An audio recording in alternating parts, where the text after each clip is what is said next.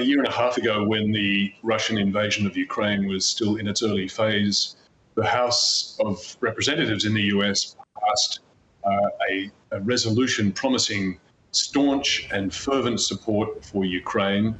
That was passed out of 435 votes. There were only 3 against. So this was about as strong and bipartisan and clear-cut a gesture of support as you could possibly get from the US Congress. Now, the Congress on the Republican side has developed all these doubts and reservations to the point where at least 70 of the Republicans are refusing any more assistance to Ukraine, and possibly more than that, and to the point where the only way the US could continue to function as a government and find a new funding mechanism to keep the US government in business for an extra 45 days was to dump the Ukraine support component of the new budget proposal. In other words, to keep the US government functional, the Congress had to ditch support for an ally in the middle of an existential war.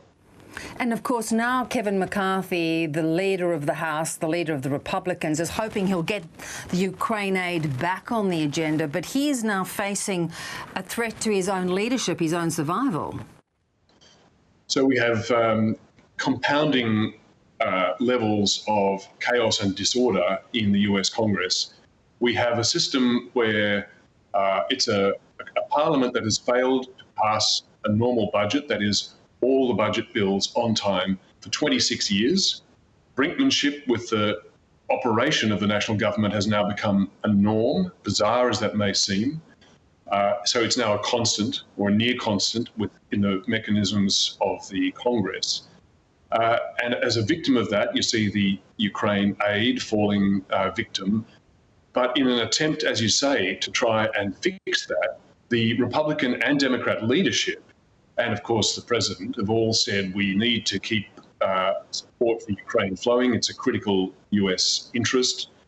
But that effort is now being overtaken by this next level of chaos, which is a Republican who was frustrated and angry at his own leader, the Speaker in the House of Representatives, Kevin McCarthy, for cooperating with the Democrats to get the budget financed, is now going to take his vengeance by trying to remove the Speaker from his position. And that is now going to dominate proceedings in the House of Representatives, it looks like most of, perhaps all of this week, which means that it's going to be very difficult to get any sane attention for the Ukraine problem. If you are Volodymyr Zelensky or a Ukrainian soldier or any Ukrainian at the moment, this is an anxious moment because the US, to its credit, has been by far the biggest and most valuable supporter of the Ukrainian effort to repel the Russian invasion.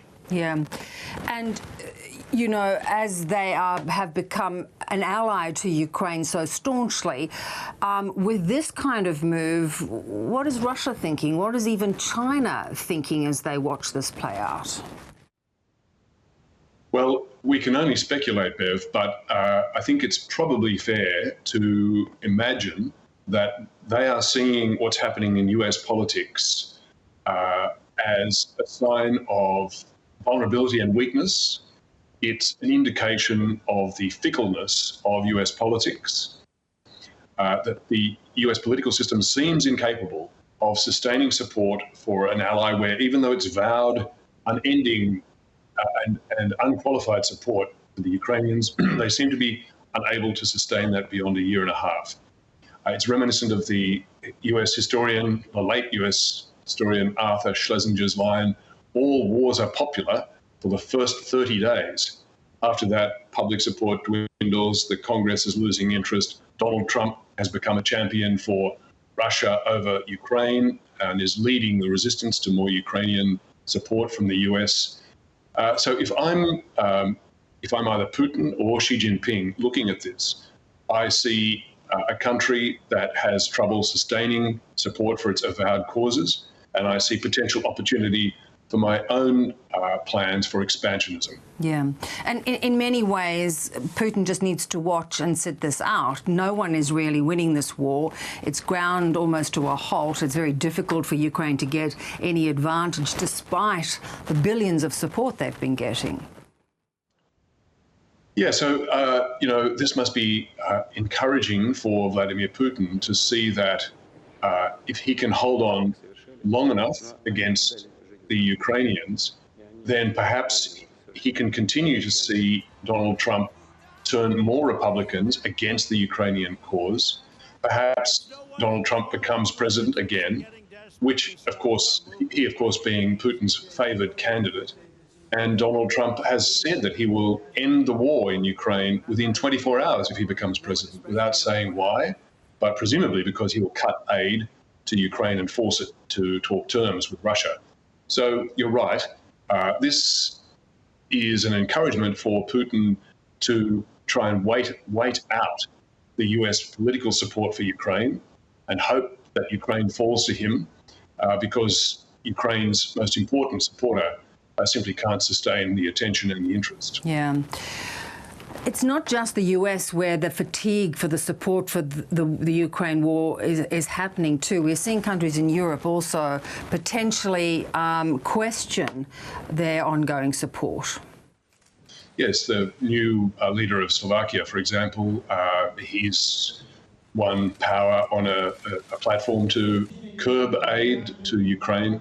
And we see Poland, for domestic trade-related and farm protection reasons, hesitating over new support for Ukraine as well. And Poland has been one of the most important and effective allies for Ukraine. So it's sort of war fatigue, and it's not the first time in history. If you don't get a quick and decisive war, other considerations start to emerge, and the initial fervour fades. All of which are concerns for Volodymyr Zelensky and the Ukrainian people.